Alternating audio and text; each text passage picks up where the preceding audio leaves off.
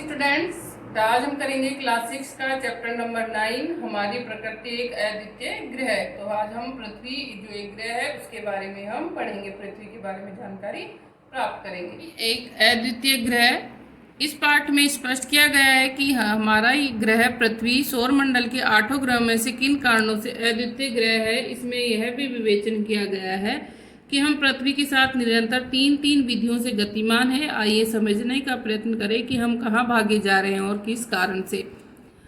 अपने भूगोल की पुस्तक में आपने पृथ्वी के विषय में पर्याप्त जानकारी प्राप्त की होगी।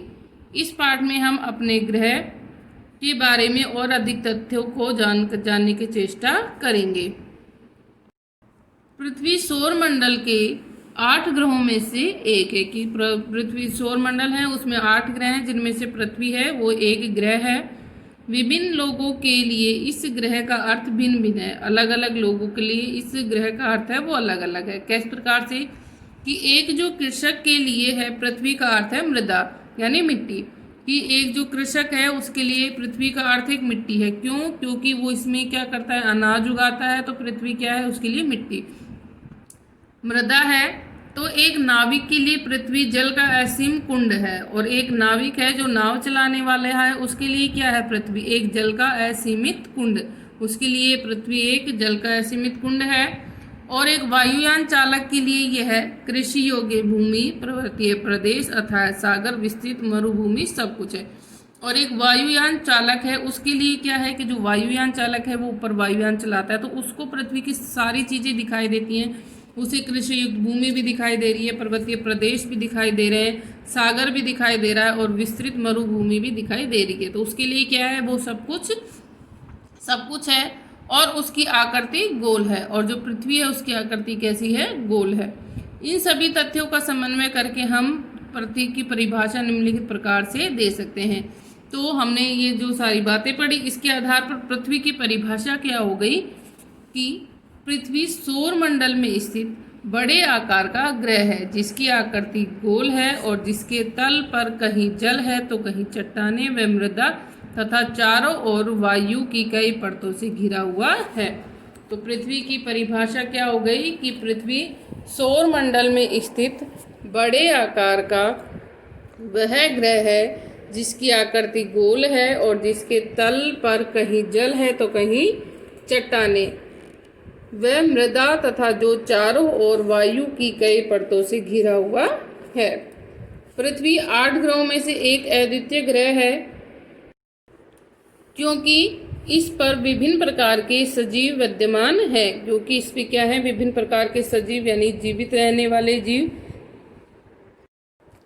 जिन्हें 3 मुख्य वर्गों में बांटा गया है। कि वो जो जीव है सजीव जिनको 3 मुख्य भागों में बांटा गया है, जैसे ये हैं पेड़ पौधे, पशु जगत और मानव समाज।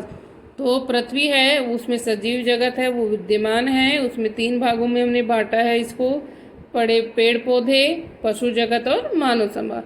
जीवित रहने के लिए जिन वस्तुओं की आवश्यकता होती है वे सभी पृथ्वी पर वर्तमान है।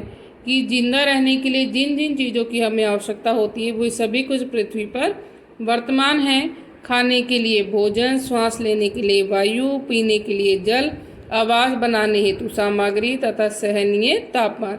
कि हमें जीवित रहने के लिए किन किन चीज़ों की जरूरत पड़ती है, पानी की, भोजन की, वायु की, रहने के लिए घर, और सहनीय तापमान यानी कि ऐसा तापमान जिसमें हम रह सकें कि ना ज़्यादा गर्मी ना ज़्यादा ठंड।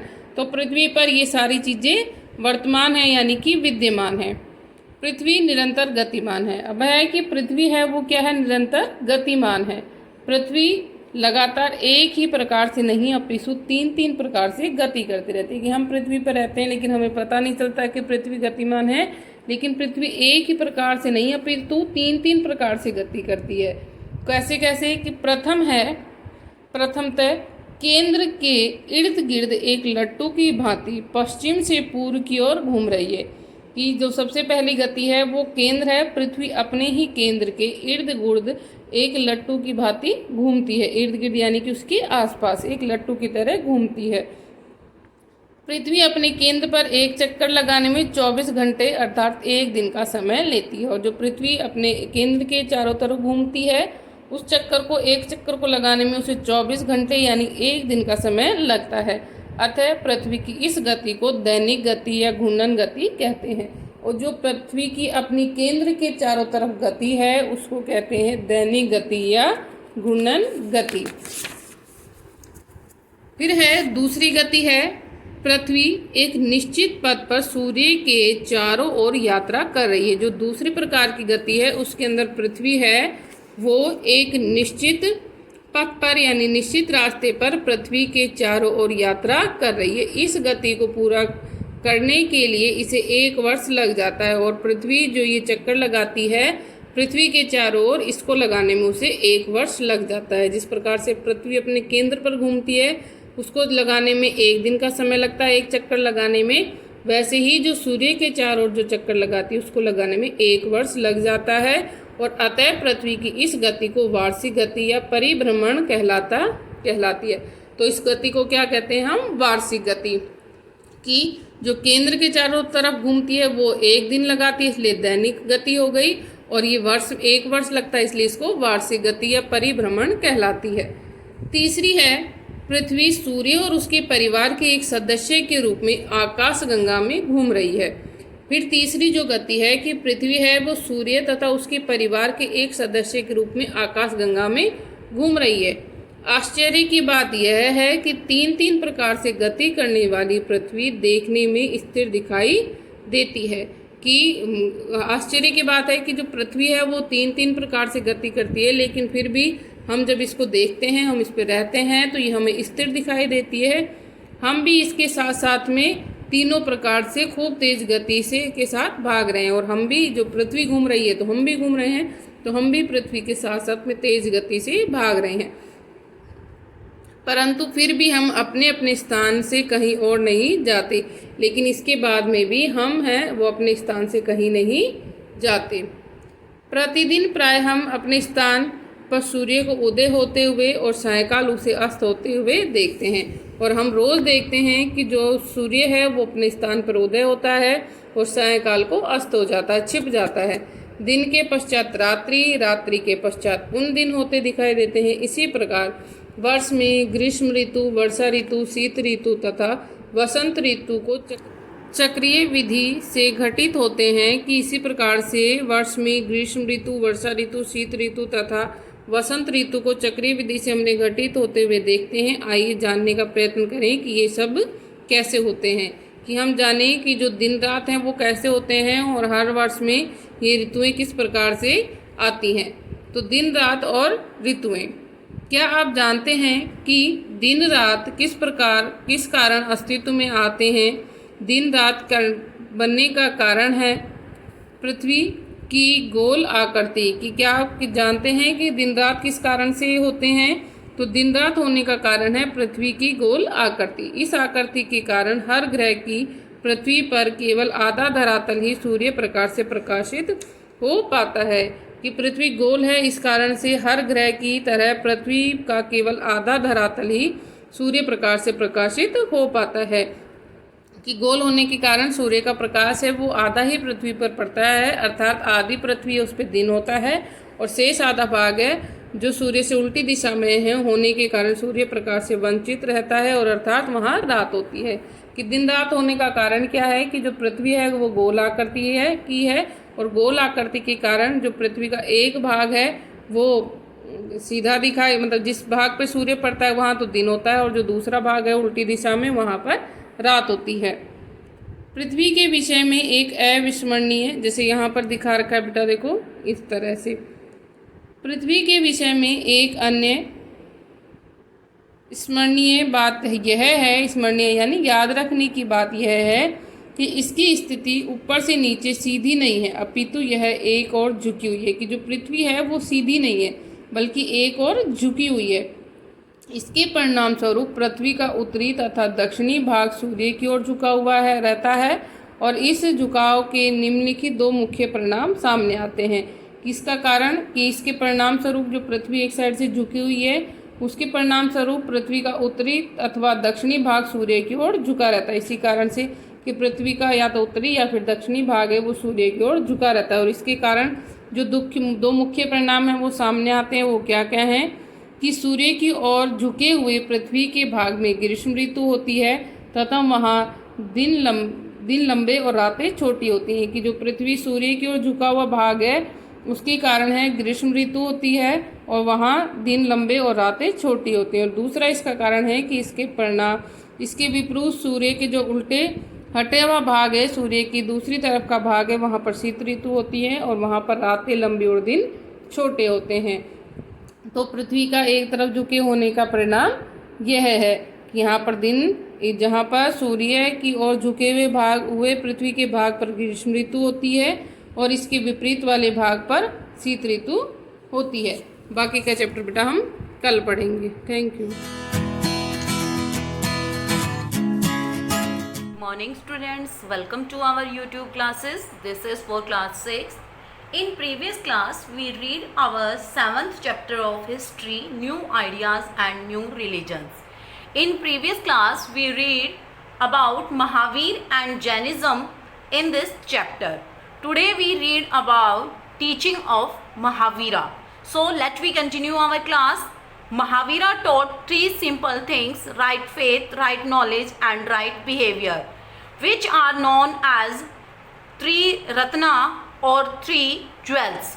कि महावीर ने 3 सिंपल थिंग्स बताई, 3 सिंपल चीज़ें बताई। एक था राइट फेथ, मतलब कि सही विश्वास करना, राइट नॉलेज सही ज्ञान और सही व्यवहार, जो 3 रत्न या 3 ज्वेल्स के नाम से, 3 आभूषणों के नाम से जाने जाते थे। He also preached non-violence or ahimsa and asked his followers not to kill or harm any living things.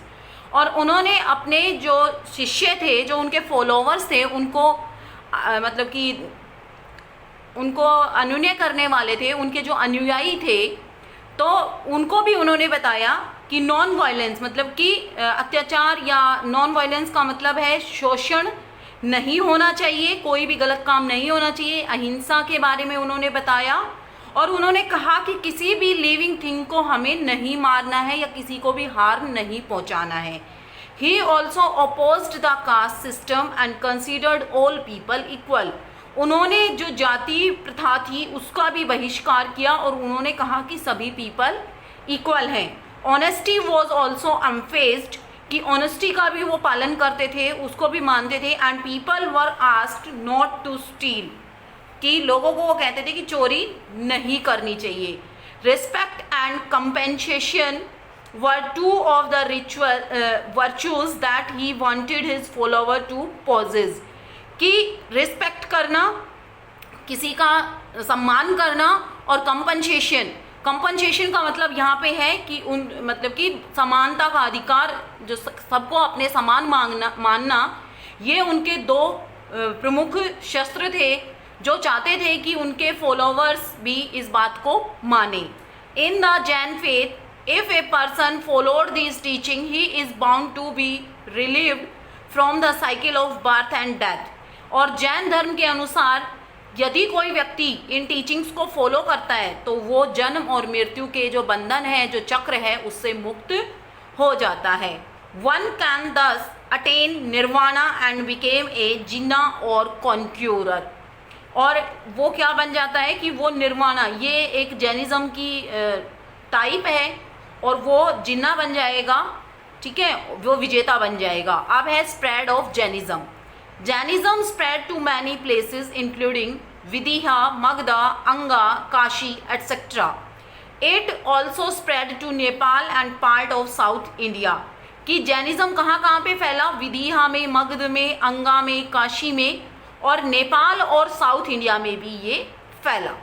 However, this happened in a very short span of time as the teaching were imparted in Prakrit, which was the language of the common people.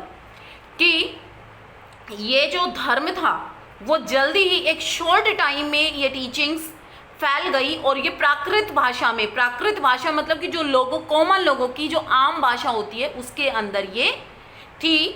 Jainism split into the Digambara sect and the Shvetambara sect after the death of Mahavira. कि जो Jainism था वो Digambara sect, Digambar में और श्वेतांबर में, मतलब ये दो टाइप्स हैं जैनिज्म की। तो जब महावीर की डेथ हो गई तो जो जैन धर्म था वो दो भागों में बट गया था।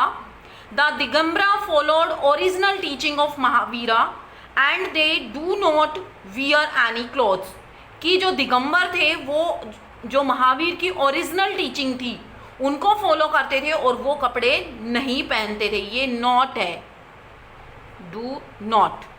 On the other hand Shvetambara did not believe in hard penance and wear white clothes, कि दूसरी तरफ श्वेतांबर जो थे वो इतने हार्ड रूल्स में बिलीव नहीं करते थे और वो वाइट कपड़े पहनते थे। Many rulers including Bimbisara, Ajatashatru and Chandragupta Maurya become patrons of Jainism, कि बहुत सारे रूलर्स बिंबिसार, अजातशत्रु, चंद्रगुप्त मौर्य ये भक्त थे जैनिज्म के। Under the patronage of these ruler Jain art, architecture and literature flourished, कि इन राजाओं के टाइम पे, इन राजाओं के अंडर में जो जैनिज्म आर्किटेक्चर है वो थी ज़्यादा फला फूला। फ्लोरिस्ट का मतलब समृद्ध होता है। ये देखिए दिलवारा टेम्पल है माउंट आबू में जो जैनिज्म का है। Temple were build in many part of India such as Dilwara temple in Mount Abu, Adinath temple in Ranakpur etcetera, कि बहुत सारे टेम्पल बनवाए गए भारत के विभिन्न भागों में, जैसे दिलवारा टेम्पल बनवाया गया माउंट आबू में, आदिनाथ टेम्पल रणकपुर में। Example of Jain art is in a Jainistic statue of Jain monk Gomteshwara in Shwaranbelgola in Karnataka, कि एक अनदर एग्जाम्पल है जैन आर्ट का, कि जैनियों के टाइम की आर्ट का, जो गंगा के वहाँ पे है, जैन मोंक गोमतेश्वर में है, ये श्रवणबेलगोला में कर्नाटका में।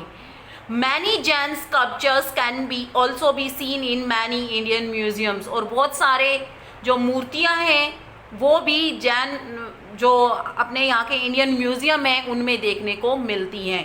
After being orally transmitted for many years the teaching of Mahavira were finally written down at a place called Vallabhi in Gujarat, कि बहुत सालों तक ओरली मतलब कि मुँह जवानी या एक दूसरे को बोल के ही इन टीचिंग्स को एक दूसरे तक पहुंचाया जाता था, लेकिन बाद में इनको लिखा गया कहाँ पे, वल्लभी गुजरात में। Jain literature consist of epic, novel and drama, जो जैन लिटरेचर था उसके अंदर एपिक लिखे गए हैं, नॉवेल्स, ग्रंथ, नॉवल और ड्रामाज लिखे गए हैं। Purvas and Angas constitute Jain religious literature, कि पूर्वा और अंगा इन्होंने रिलीजियस लिटरेचर को लिखा है। At first these work were composed in Prakrit language, और सबसे पहले ये वर्क कहाँ कैसे लिखा गया था, प्राकृत लैंग्वेज में लिखा गया था। ये देखिए Jain religious literature in Prakrit language, ये संस्कृत भाषा है प्राकृत लैंग्वेज, जब लोग इसको समझ पाते थे तो उसी भाषा में ये लिखा गया है। Later on these works were composed in other languages like Sanskrit, Tamil, Kannada and other religious languages, और बाद में इन वर्क को और भी लैंग्वेजेस में कंपोज किया गया, लिखा गया, जैसे संस्कृत है, तमिल है, कन्नड़ है और अदर रीजनल लैंग्वेजेस हैं। अब है गौतम बुद्धा एंड बुद्धिज़्म। अभी हमने पढ़ा महावीरा एंड जैनिज्म, अब हम पढ़ेंगे Gautam Buddha and Buddhism. Gautam Buddha was born in 567 BCE in Lumbini near Kapilvastu, which is and present day Nepal, कि गौतम बुद्धा का जन्म 567 BCE में हुआ था लुम्बिनी में, जो कपिलवस्तु के पास है और जो आज के टाइम में नेपाल में है। He was born and Siddhartha, इनका जन्म सिद्धार्थ के रूप में हुआ था। उनके तो महावीरा के तो फादर का नाम सिद्धार्थ था, लेकिन इनका खुद का नाम सिद्धार्थ था। एक Kshatriya prince, son of Shuddhodana who was the ruler of Shakya king and queen Maya, कि इनका जन्म एक क्षत्रिय प्रिंस के रूप में हुआ था जो शुद्धोधन के बेटे थे।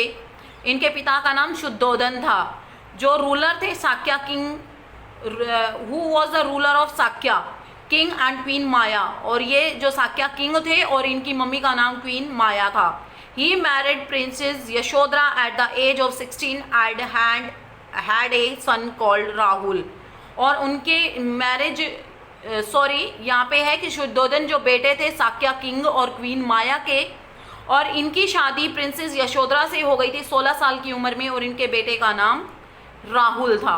One day while traveling through the city he witnessed his four senses and these changed his life forever। कि एक दिन जब ये शहर की यात्रा कर रहे थे तो इन्होंने 4 सीन देखे और उन 4 सीन ने इनकी लाइफ बिल्कुल ही बदल दी। He was deeply touched when he saw an old man, a sick man, a dead body and a holy man।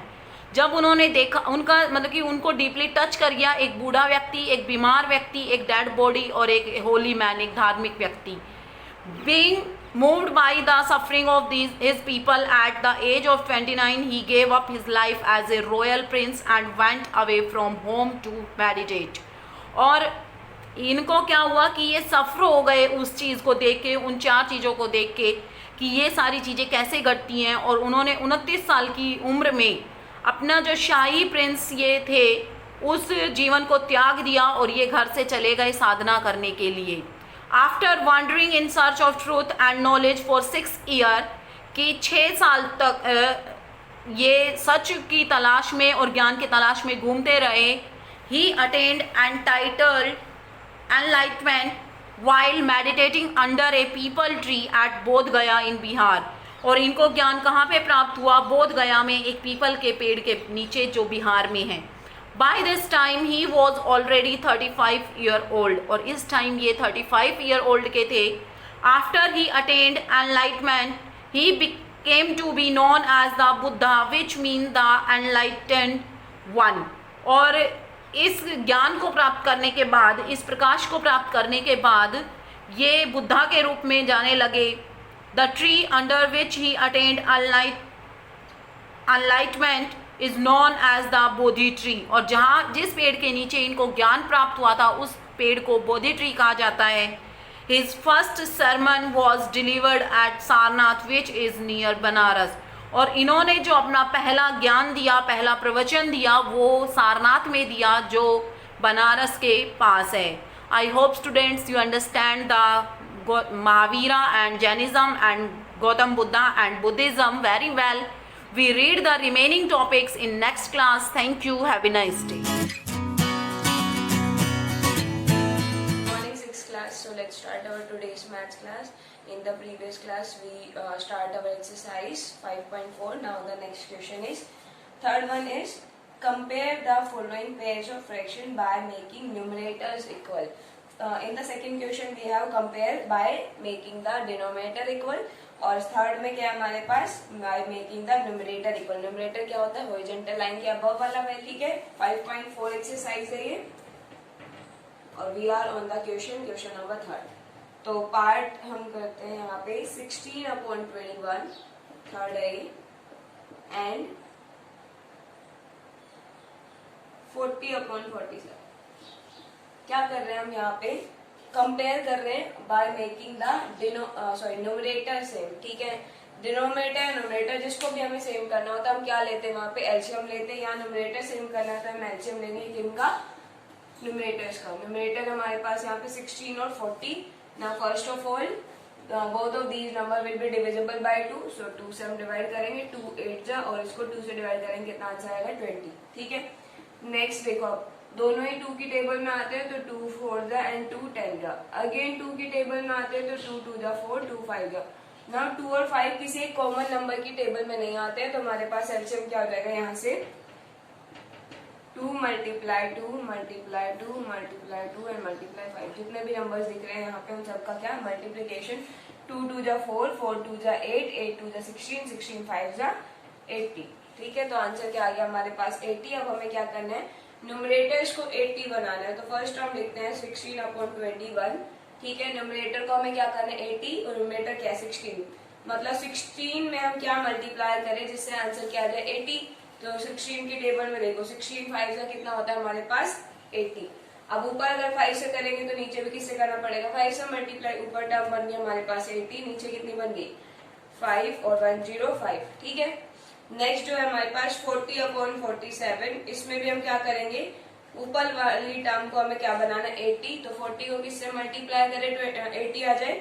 2 से। यहाँ भी किससे करेंगे? 2 से। तो कितना आंसर आ गया? ऊपर तो 80 बन गया, नीचे कितना बन गया? 47 को मल्टीप्लाई करेंगे 4 9, ठीक है। अब देखो अब यहाँ न्यूमरेटर्स तो सेम हो गए, फर्स्ट टर्म ये है और सेकेंड टर्म यहाँ पे ये, ठीक है। न्यूमरेटर्स में क्या होता है, जब हम डिनोमिनेटर सेम कर देते थे तो वहां क्या होता था, हम सिंपली न्यूमरेटर्स को कैलकुलेट देखते थे और उनमें से जो बिगर टर्म थी उसी के आगे हम बिगर वाला साइन लगा दें। लेकिन जब न्यूमरेटर सेम करते हैं और डिनोमिनेटर देखते हैं तो वहां पे हम देखते हैं जो स्मॉलर टर्म है ना वो क्या होगी, ग्रेटर टर्म होगी। क्यों होती है, क्योंकि डिवीजन में जाने के बाद हमारे पास क्या हो जाता है, जैसे 1/2 है और 1/3 है, इन दोनों में से हमें देखना है कि विच वन इज ग्रेटर और विच वन इज लेसर। दिख रहा है दोनों न्यूमरेटर सेम है तो हमें कंपेयर किसको करना है, सिर्फ इसको, ठीक है। तो यहाँ देखते हैं, अगर 1/2 को करेंगे हम डिवाइड 2 बार और यहाँ पे 0.5 आता है आंसर, ठीक है। इसका क्या है 0.5 और इससे आता है 0.3। कंपेयर करो कौन सी टर्म ग्रेटर दिख रही है, ये वाली, मतलब जिसका डिनोमिनेटर लेसर होता है वो वैल्यू क्या हो जाती है, ग्रेटर। तो यहाँ डिनोमिनेटर किसका लेसर है, इसका, तो ये ग्रेटर होगी, ठीक है।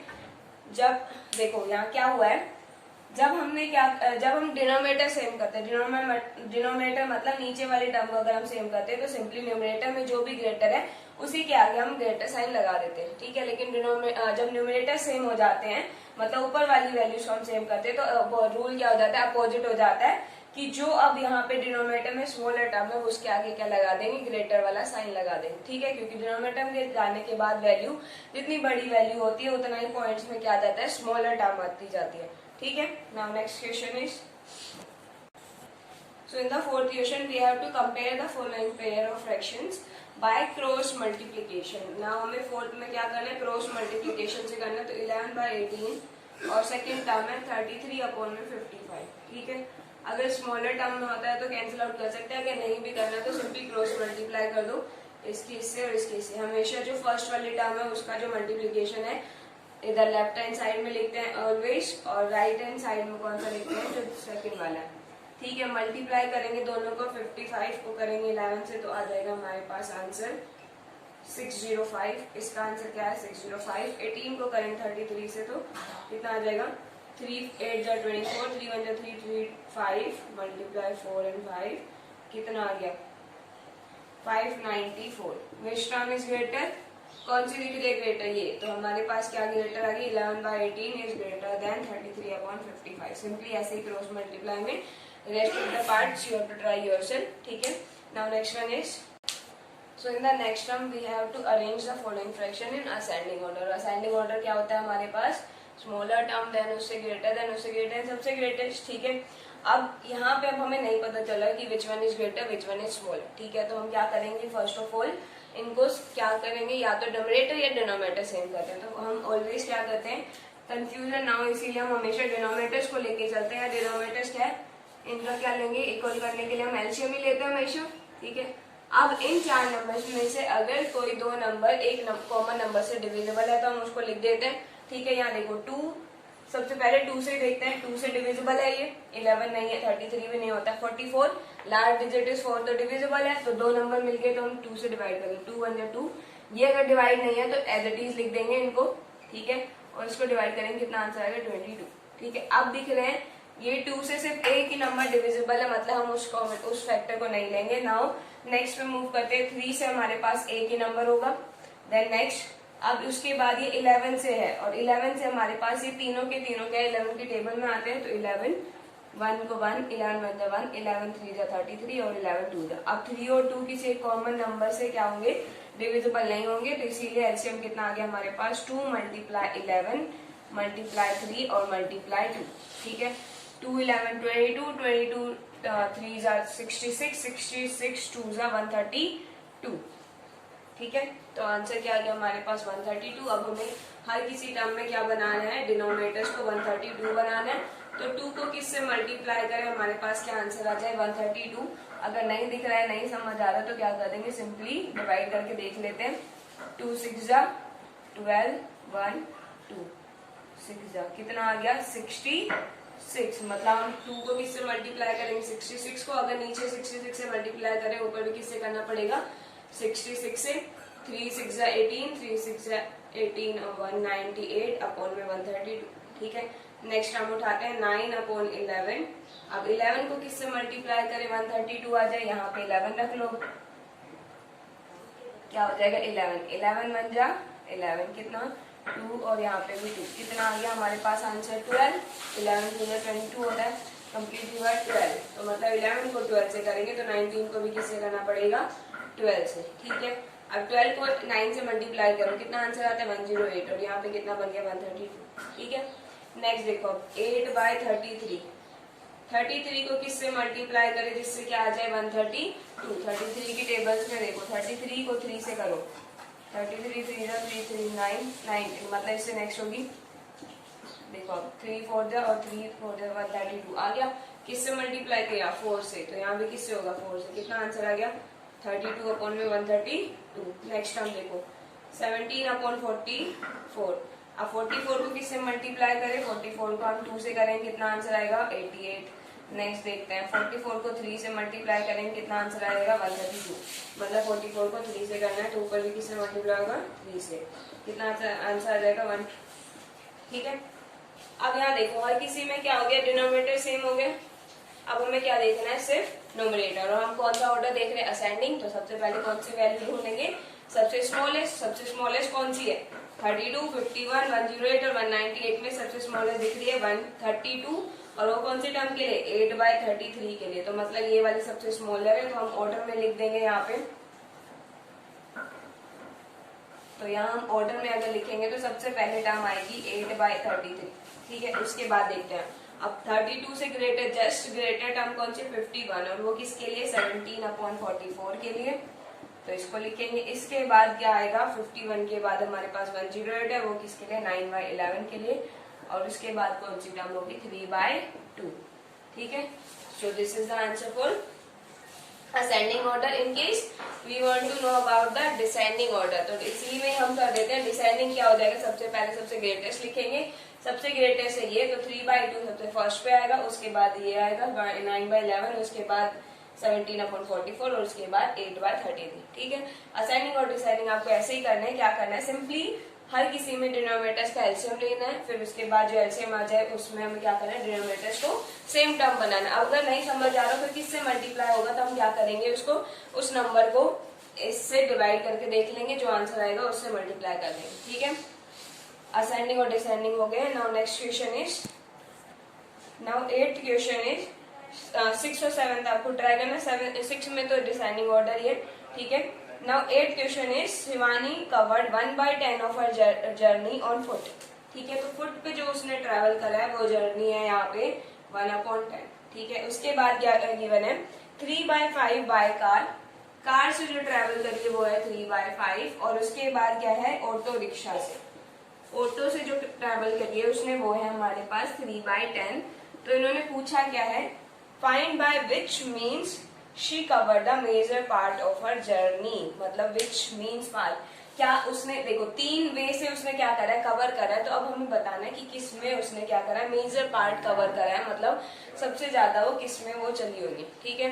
तो कैसे बताएंगे हम कंपेयर करके, अब कंपेयर कैसे होता है 3 टर्म्स का 1/10 है, 3/5 है और 3/10 है। अब हमें इनको क्या करना है कंपेयर करना है। अब कंपेयर कैसे कर सकते हैं हम यहाँ पे, वही सेम रूल हो जाएंगे, डिनोमिनेटर्स को सेम कर लेते हैं। डिनोमिनेटर सेम करने के लिए क्या करेंगे एलसीएम लेंगे, तो सबसे पहले 2 से डिविजिबल है 2 5 का 5 डिविजिबल है तो 5 है 30 और 2 5 है 10, ना तीनों के तीनों नंबर किससे 5 से, तो यहाँ पे एलसीएम क्या आ गया यहाँ से 2 × 5 that will be equal to 10।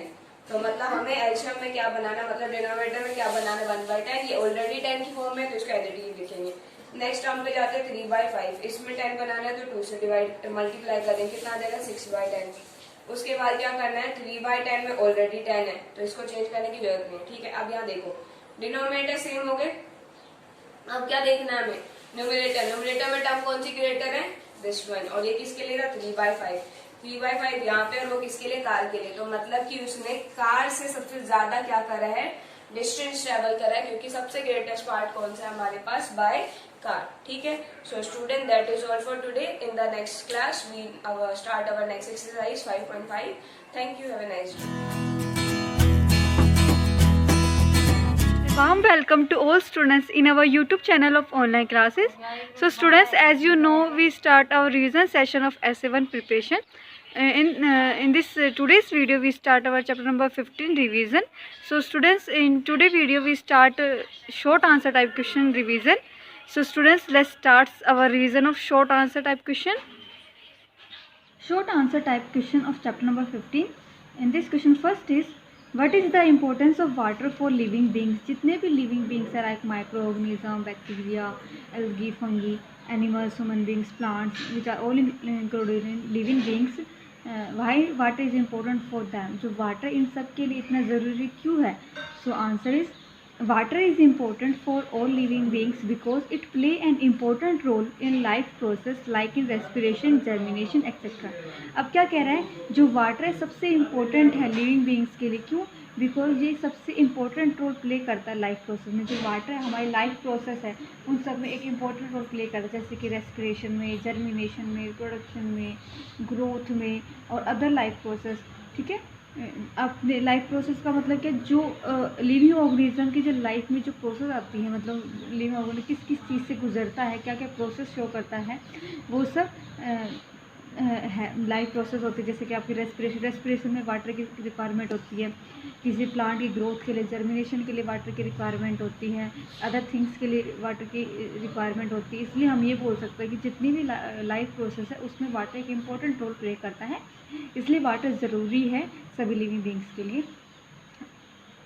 Question number second students, give one reason for occurrence of flood.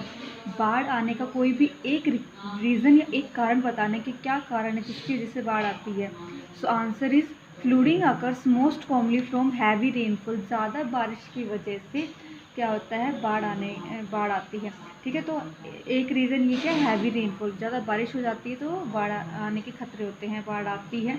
या फिर आपने सुना होगा कि जब कोई भी रिवर, पॉन्ड, लेक ओवरफ्लो हो जाता है, ज़्यादा बारिश आ जाती है तो वो जो रिवर, लेक है वो सब क्या है? ओवरफ्लो हो जाता है. मतलब फिर ज़्यादा पानी भर जाता है, ज़्यादा और उनमें इतनी कैपेसिटी नहीं होती कि उस वाटर को होल्ड कर सके, तो वाटर उनसे बहकर क्या है? बाढ़ का रूप ले लेता है. ठीक है. Question number third students, why should we save water. हमें पानी को क्यों सेव करना चाहिए, क्यों बचाना चाहिए, भाई क्यों, क्या ज़रूरी है हम वाटर को क्यों बचाएं? तो अभी मैंने आपको बताया कि जो वाटर है इम्पोर्टेंट है सभी लिविंग बींग्स के लिए क्योंकि ये लाइफ प्रोसेस में इंक्लूड होता है. और आल्सो काफ़ी अदर्स नेसेसिटीज़ है जिसमें हम वाटर का डेली यूज़ में इस्तेमाल करते हैं. So answer of this question, water is one of the most important substance to live the life on any planet. Water used in our daily life in washing, cleaning, cooking, etc.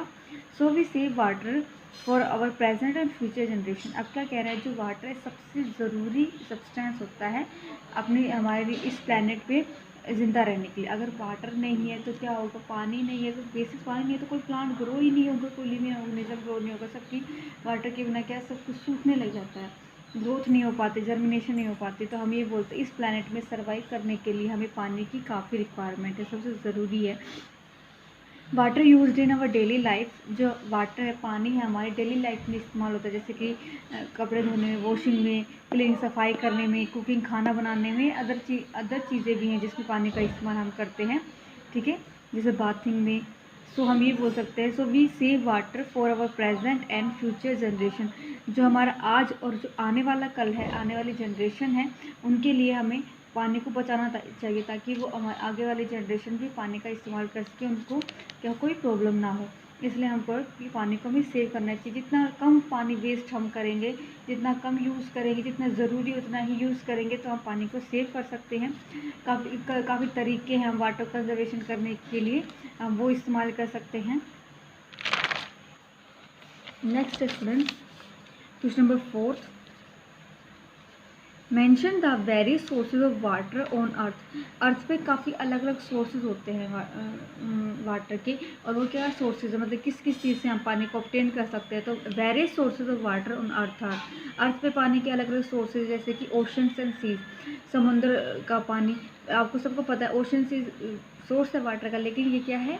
आपका salt water है. अब ocean seize के salt water को अगर हम use करते हैं या फिर हम एवोपरेशन टेक्निक से हम थोड़ा सा उसको साल्टी वाटर को क्या कर सकते हैं? साल्ट को वाटर से अलग कर सकते हैं. नेक्स्ट रेन वाटर मतलब बारिश का पानी. सरफेस वाटर क्या है? सरफेस वाटर जैसे बारिश आती है तो आपकी मिट्टी के ऊपर वाली जो सतह है उस पर पानी इकट्ठा हो जाता है, कई जगह देखते हैं आप, गड्ढे बने होते हैं तो वहाँ पे पानी इकट्ठा हो जाता है, वो सरफेस वाटर है। ग्राउंड वाटर मतलब ज़मीन के नीचे जो पानी है वो ग्राउंड वाटर होगा। सॉरी, तो ये मेन 4 रीज़न है, ocean and seas, rain water, surface water और ग्राउंड वाटर, जिससे हम पानी को ऑब्टेन कर सकते हैं।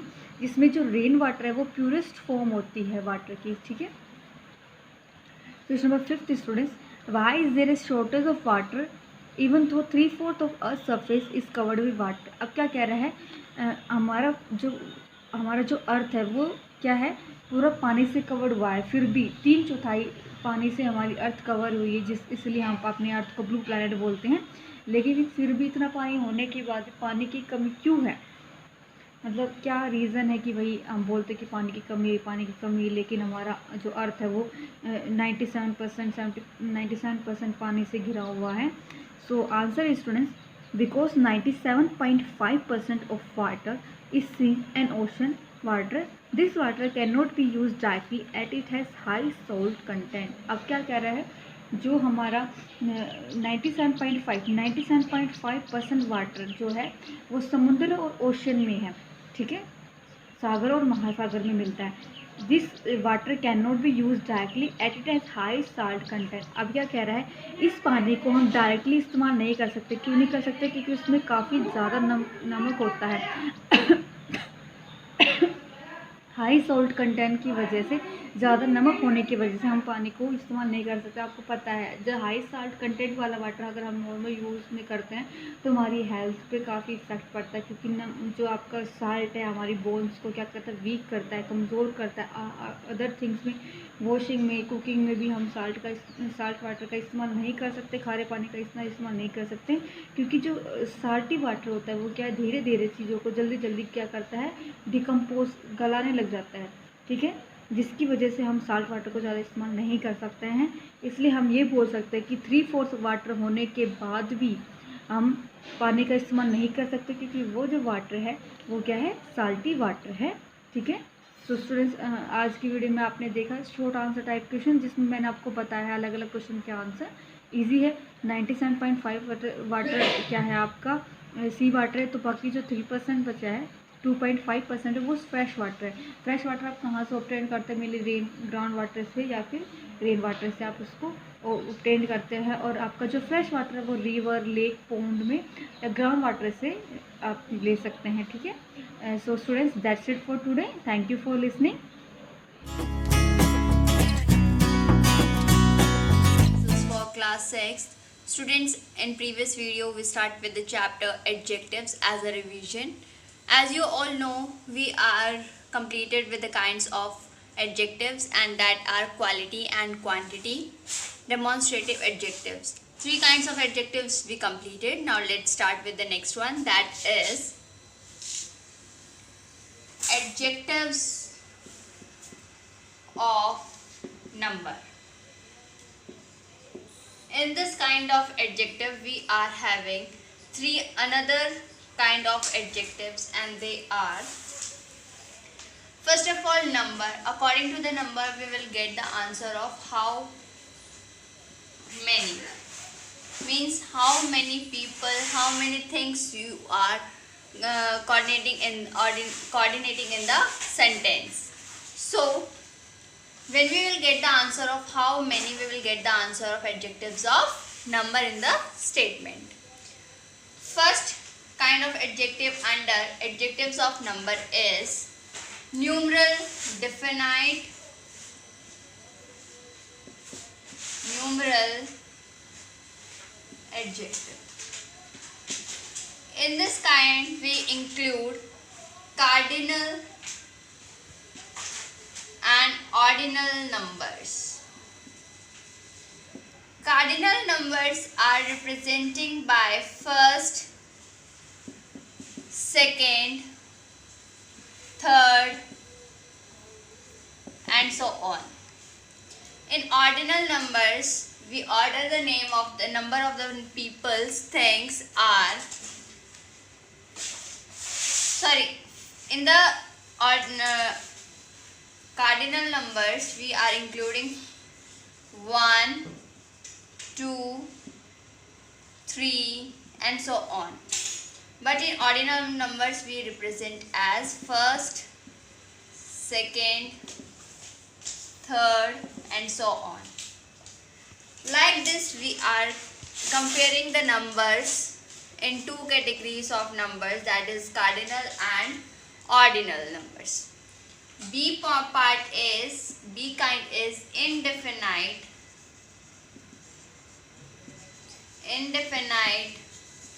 numeral adjective. In this kind we include these adjectives do not denote an exact number, do not denote an exact number. We include few, all, some, no, like this. Okay students, we are going to include these.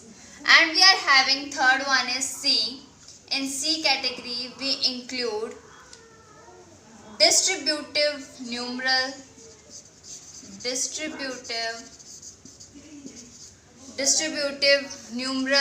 adjectives.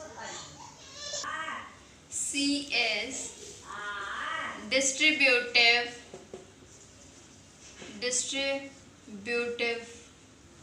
numeral adjective.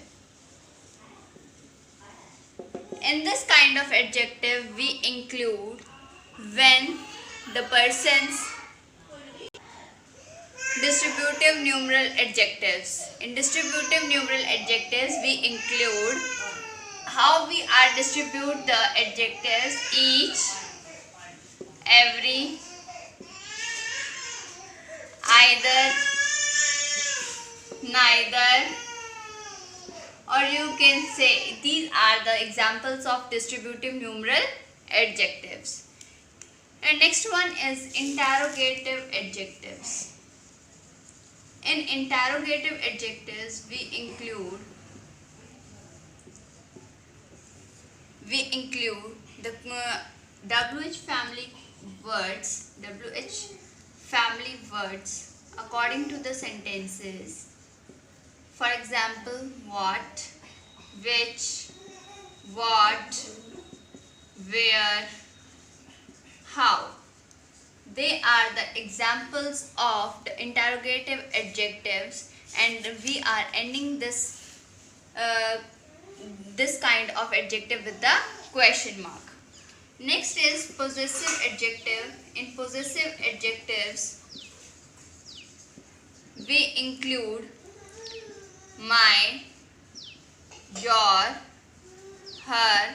The adjective show belongingness or you can say possession, कि जो हम sentence लिख रहे हैं वो किसको belong कर रहा है. Belonging is the most important thing in this kind of adjective. My, our, his, her, ये कि जो हम statement लिखते हैं वो किसके ऊपर निर्भर करती है. Its, our, its, their. They are the examples of possessive adjectives. Okay students, and we can use these adjectives for pronoun also, so there is no need to confuse in between. We are talking about the belongingness. So we are, by the knowing the statement we will get the answer. On the basis of this we are having so many exercises in your book we have done when we have doing this chapter. Now next topic is formation of adjectives. Formation of adjectives.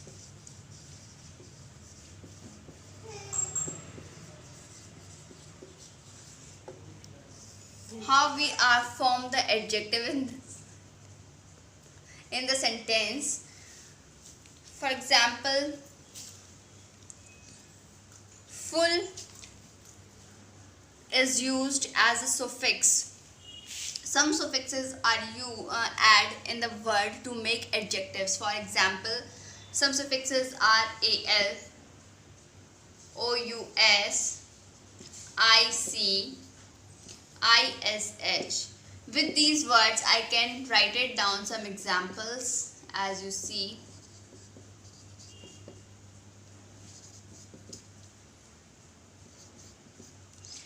Al, person plus al, we will get the answer of personal. This is the adjective. Personal is the adjective, al is the suffix, and person is the word. Next is ous. In ous, suppose a word is danger, plus ous equals to dangerous. So dangerous word is also an adjective. Like this, one more I will tell you. IC, history plus IC, historic. ISH, child, plus ISH makes childish. So some words we are writing like this. These are the formation of adjectives, and more suffixes we add. Suffixes plus word frames adjective. Okay students, make sure that suffixes plus word makes an adjective, which is very easy to form adjective. According to the book exercise, we are having a book exercise on the basis of this. Verb is given in the bracket, and we will make the adjective by adding some suffixes. Okay students, now we completed with the chapter of adjectives, and book exercises also we have completed. So read these kinds of adjectives and formation of adjectives. Thank you everyone. I hope you understand this chapter. Hello student, in 6th class GK I Priyanka ma'am discussed with you chapter number 15. In previous video I discussed with you chapter number 14. So let's start with chapter number 15. Student, chapter number 15 is India at glance. यहाँ पे India के बारे में कुछ important जो fact है वो given है. Here some incomplete sentences are given. You have to fill up to complete that. Here you see 7 sister state in the northeast of the India have some famous things are given. You have to identify them. Student 7 sister में India के जो north east में जो state आते हैं, जैसे कि अरुणाचल प्रदेश, मेघालय, मणिपुर, नागालैंड, असम, त्रिपुरा, ये सारे 7 सिस्टर्स में आते हैं. और अभी तो रिसेंटली सिक्किम को भी 7 सिस्टर में ऐड कर लिया है. अभी 8 हो गए हैं. और first one is the Assamese women wear a long skirt along with each other what it's name. Student, जो असम जो स्टेट है उसमें जो औरतें हैं उनका पहनावा है एक लॉन्ग स्कर्ट और उसके ऊपर एक चादर टाइप का जो दुपट्टा टाइप का होता है वो होता है. तो उस दुपट्टे को क्या बोलते हैं? मेखला. ठीक है. Now people of which state are mostly Christians and speak English and Mizo. कौन से स्टेट के जो लोग हैं वो क्रिश्चियंस हैं मोस्टली और इंग्लिश यूज करते हैं बोलने में. इंग्लिश और मिजो लैंग्वेज है वो. तो answer is Mizoram state. Next one is name the state whose capital is Imphal. तो स्टूडेंट, आपको इन 7 सिस्टर्स में सभी स्टेट्स एंड कैपिटल लर्न करने हैं. मणिपुर, तो मणिपुर की जो कैपिटल है वो क्या है? Imphal. Now next one is name the country by which Tripura is surrounding on 3 sides. ऐसा कौन सा कंट्री है जिसके जो बॉर्डर है वो 3 साइड से त्रिपुरा जो स्टेट है उससे टच होते हैं. तो answer is Bangladesh. Next one is India's noted music director and singer R.D. Burman and his father S.T. Burman hail from which state. तो कौन से स्टेट से बिलोंग करते हैं? त्रिपुरा से. Next one is the beautiful Jog falls in Karnataka are on the फिलिंदावलैंग्स river. तो इसमें क्या आएगा? सरस्वती जो रिवर है उसके किनारे पे बना हुआ है इसका Jog fall. Next one is the water of the Arabian sea and the ocean sea and the bay of Bengal meet at, जो तीनों सी है इनके जो वाटर है वो कहाँ पे मिलते हैं, त्रिवेणी संगम है उस प्लेस का नाम। Next one is the oldest monastery in India, the Tawang monastery is located in which state, तो answer is Arunachal Pradesh. Student ऐसा माना जाता है कि इंडिया में सबसे पहले जो सनराइज होता है वो कहाँ पे शो होता है, अरुणाचल प्रदेश में, और वर्ल्ड में जापान कंट्री में। मैंने प्रीवियस वीडियो में डिस्कस किया था कि जो सनराइजिंग कंट्री है वो कौन है, जापान, एंड सनराइज स्टेट कौन सा है इंडिया का, अरुणाचल प्रदेश। तो आपको ये अच्छे से लर्न करने हैं। Next one, name the fascinating waterfall situated near Aizawl in Mizoram, तो answer is Vantawng. Now question number 10 is fill in the blanks is the oldest language of India, तो आंसर है Tamil. Next one is fill in the blanks is an important sea port in Kerala, तो important सी port कहाँ है केरला में, कोच्चि में। The Lakshadweep is islands are the famous coral island in the Arabian sea, तो famous island कौन सा अरेबियन सी का, लक्षद्वीप। और अंडमान निकोबार जो इंडियन सी है उसका। Next one is fill in the blanks is the capital of Lakshadweep islands, तो कवरती है इनकी capital. The language is most commonly Andhra Pradesh is known as speaking as Telugu, Andhra Pradesh में मोस्टली कौन सी लैंग्वेज बोली जाती है, Telugu.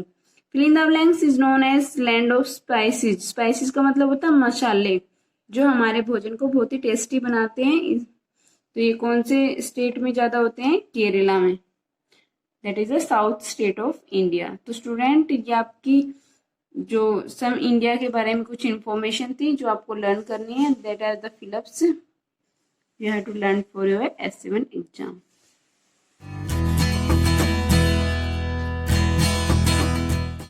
Hello student, today in computer class I Priyanka ma'am discuss with you some basic question of computer, so let's start.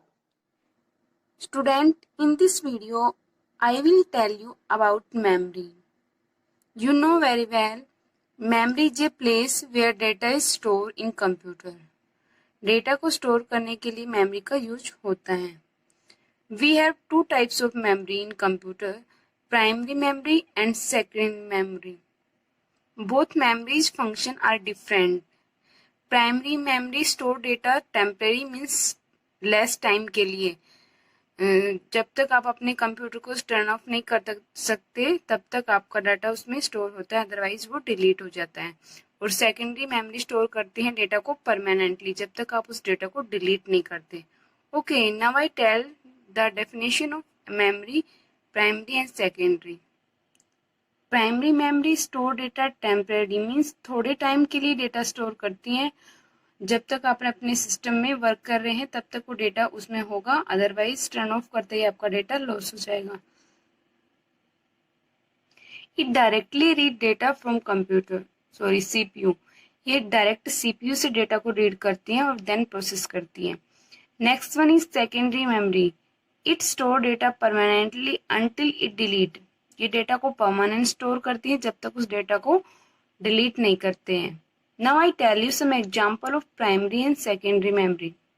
Primary memory include two parts, RAM and ROM, and secondary memory include magnetic tape, optical disk, hard disk, floppy disk, and pen drive are also included in secondary memory. CD, DVD are also the part of secondary memory. Now I tell you about RAM and ROM. RAM full form is random access memory and ROM full form is read only memory. It means RAM में जो data store होता है we can read and write both. Okay, but in ROM we can store data only for reading. We can only read the data from here. We cannot change any that data. Next one is store data in RAM. When you have to your system power off, the data can be removed in RAM, but in ROM the data cannot be lost when you power off your system. and third one is versatile memory and non versatile memory. Means जो RAM होती है उसको हम change भी कर सकते हैं, means उसमें जो डेटा स्टोर होता है we can change that, but in ROM we can not change data, it means it non versatile. Okay, according to me you understand the difference between RAM and ROM.